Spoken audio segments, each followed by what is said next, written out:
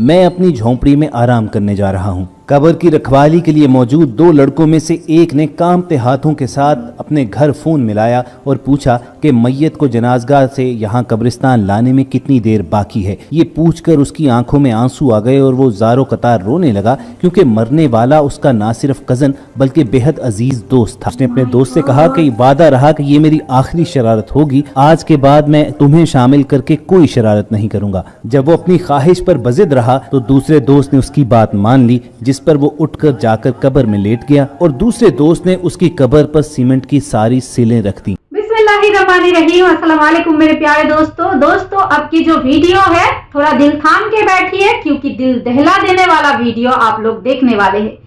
दो नौजवान ने कोशिश किया है ये जानने के लिए कि जब कोई मर जाते हैं तो उस मैयत को दफनाया जाता है और दफनाने के बाद उनके साथ कब्र के अंदर क्या होता है उन लोगों को जानना था। और वो जानने के लिए उन लोगों ने कुछ ऐसा काम किया और उसके लिए उन लोगों के साथ कुछ ऐसा दिल दहला देने वाला वाकया हुआ है और जो आप सब अभी देखने वाले हैं।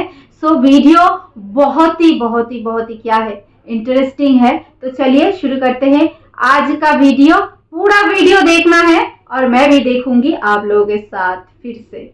तो चलिए शुरू करते हैं। ये इबरतनाक दास्तान दो नौजवानों की है कि जिन्होंने मुर्दे पर कब्र में बीते जाने वाले हालात की टोह लगाने की कोशिश की तो उन्हें इसकी कितनी भारी कीमत चुकानी पड़ी। कहते हैं कि शाम का वक्त था, दो नौजवान कब्रिस्तान में कब्र की खुदवाई करवा रहे थे। ये कब्र उनके करीबी दोस्त की थी कि चंद दिन पहले तक जिसकी शादी की तैयारियां उसके घर में पूरे जोरों शोर से जारी थी, लेकिन फिर खानदानी दुश्मनी की वजह से किसी ने उसे मौत के घाट उतार दिया और शादी की खुशियों वाला वो घर मातम कदे में बदल गया। कब्रिस्तान में गोरकन ने शाम के वक्त इस कब्र की खुदाई मुकम्मल कर ली तो उनसे कहने लगा कि आप लोग यहीं पर खड़े रहें, जब जनाजा आ जाए तो मुझे आवाज दे देना, मैं अपनी झोंपड़ी में आराम करने जा रहा हूँ। कब्र की रखवाली के लिए मौजूद दो लड़कों में से एक ने कांपते हाथों के साथ अपने घर फोन मिलाया और पूछा कि मैयत को जनाजगाह से यहाँ कब्रिस्तान लाने में कितनी देर बाकी है। ये पूछकर उसकी आंखों में आंसू आ गए और वो ज़ारो कतार रोने लगा, क्योंकि मरने वाला उसका ना सिर्फ कज़न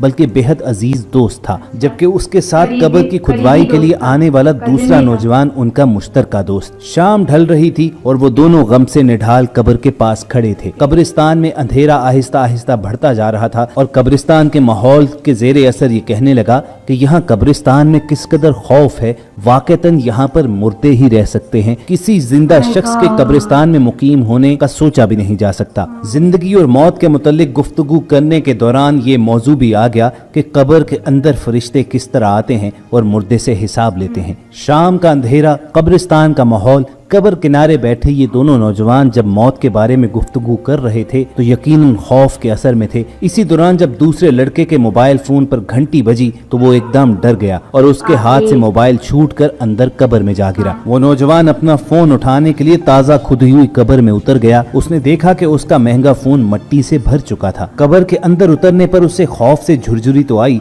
लेकिन फौरन अपना मोबाइल पकड़कर उसने दोस्त को पुकारा, जिसने अपने हाथ से उसे खींचकर वापस कब्र से निकाला। फिर दोनों कुछ फासले पर हटकर बैठ गए और अपने कजन की मैयत के आने का इंतजार करने लगे। वो दोनों खामोश बैठे थे कि वो नौजवान जो कब्र में उतरा था, अचानक उसके जहन में कुछ ख्याल आया। उसने अपने दोस्त से पूछा कि क्या ये कब्र के लिए मौजूद सलीबे तुम एक एक करके उठा सकते हो? उस दोस्त ने कहा कि हाँ बिल्कुल, लेकिन तुम ये क्यों पूछ रहे हो? उसने कहा कि मैं जरा देर के लिए कब्र में उतरना चाहता हूँ ताकि ये महसूस कर सकूं कि जब कोई कब्र में होता है तो उस पर क्या गुजरती है। तुम यूं करना कि मेरे कब्र में उतरने के बाद सीमेंट की ये चारों सिलें उसके ऊपर रख देना। वो दूसरा दोस्त उसकी बात सुनकर ही लरस गया और उसने कहा कि तुम्हें इस मौके पर भी इस तरह की बातें सूझ रही हैं, और अगर ये सब कुछ करने के दौरान यहाँ पर जनाजा आ गया तो लोग हमें कितना बुरा भला कहेंगे कि अपने दोस्त की कब्र की भी ये लोग बेहुरमती कर रहे हैं। मगर लाख समझाने के बावजूद वो अपनी ख्वाहिश पर डटा रहा और उसे कहने लगा कि वो सिर्फ चंद मिनट के लिए कब्र के अंदर लेटना चाहता है और वीडियो बनाकर वापस आ जाएगा।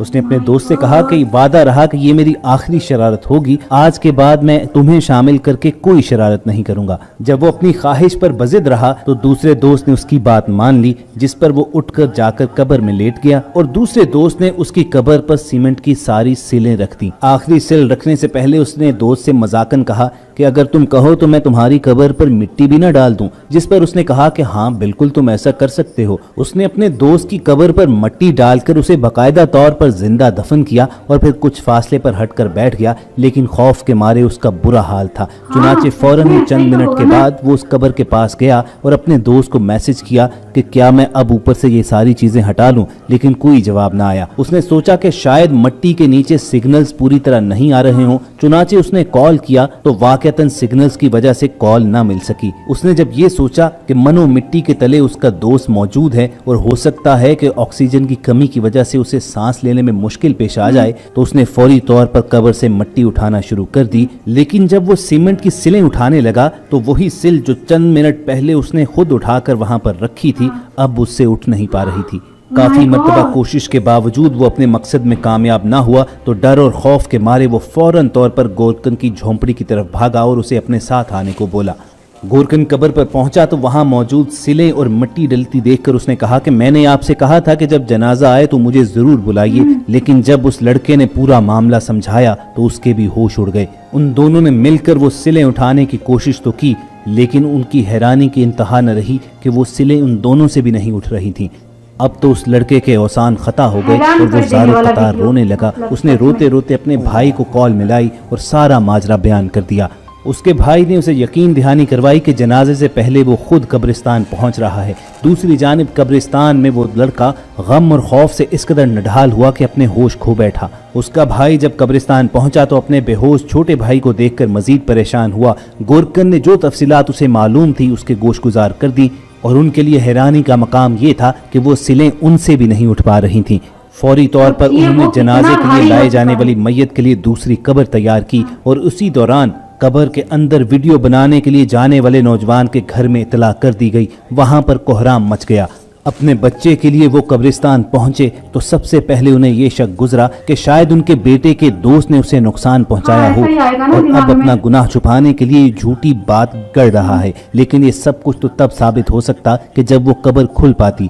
لڑکے کے ہوش میں آنے کے بعد انہوں نے سارا معاملہ اس سے دریافت کیا تو اس نے وہ پوری بات تفصیلاً انہیں بتا دی کہ کس طرح ان کا بچہ قبر کے اندر مردے پر گزرنے والی حالت کو محسوس کرنے کے لیے قبر میں اترا، وہاں کی ویڈیو بنانا چاہتا تھا، لیکن پھر یہ سانحہ پیش آ گیا۔ اسی دوران جب پہلا جنازہ آیا تو اسے دوسری تیار کی گئی قبر میں اتار دیا گیا۔ تدفین کے سارے معاملے کے دوران شرارت کرنے والے اس نوجوان کے گھر والے یہ کوششیں کرتے رہے کہ کسی طریقے سے قبر کو کھود کر اس لڑکے کو باہر نکالا جا سکے۔ بالآخر بھاری مشینری منگوا کر وہ سلیں ہٹائی تو گئی، لیکن تب تک بہت دیر ہو چکی تھی۔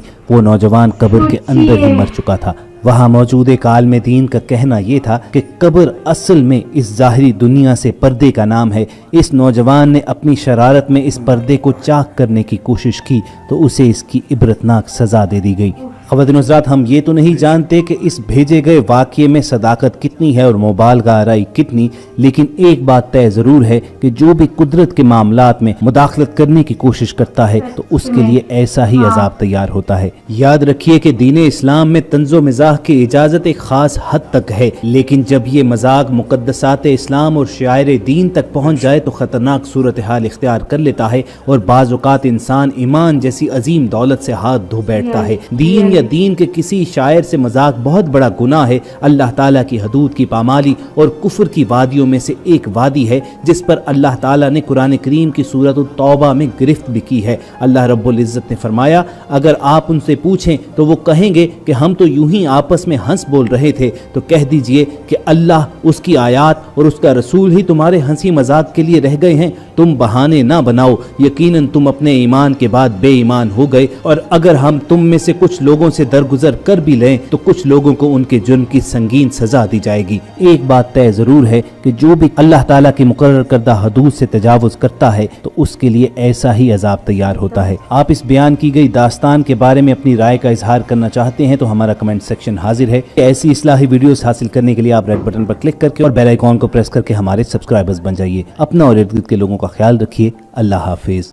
تو دوستو، آج ہم نے یہ ویڈیو دھیان سے دیکھا نا، مطلب ان سب چیزوں سے نا مذاق کبھی بھی بھول کے بھی مت کرنا، کیونکہ ہم جو دیکھ رہے ہیں نا یہ دنیا کو بنانے والا وہ ہے، اور ان سب چیزوں سے اگر ہم کھلواڑ کریں گے تو ہمارے ساتھ ایسا ہی ہوگا۔ اور اس نوجوان کے ساتھ کیا ہوا ہے اندر اب تو ان کو ہی پتا ہے، لیکن ہوا تو کچھ بھیانک کچھ واقعہ ان کے ساتھ۔ تو آپ سب کا رائے ضرور ظاہر کیجیے گا، کمنٹ سیکشن میں بتائیے مجھے کہ آپ سب کیا سوچتے ہیں اس ویڈیو کے بارے میں۔ تو آج کے لیے اتنا ہی، پھر ملتے ہیں ایسے ہی زبردست ویڈیو کے ساتھ۔ تب تک کے لیے میں شومیہ، مجھے دیجیے اجازت، اللہ حافظ۔